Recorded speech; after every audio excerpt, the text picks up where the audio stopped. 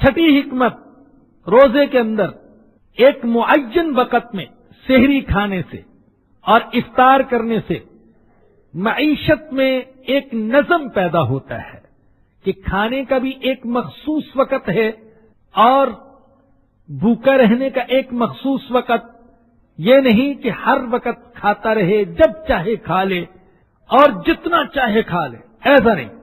یہ زندگی کھانے کے لیے نہیں ہے، کھانا زندگی کے لیے ہے. زندہ رہنے کے لیے تو کھانا ہے، لیکن ہم کھانے کے لیے زندہ نہیں ہیں. رمضان میں اس کی مشق ہو جانی چاہیے کہ کھانے پینے کے اوقات مخصوص اور متعین ہوں. ایسے لوگ بہت کم بیمار ہوتے ہیں.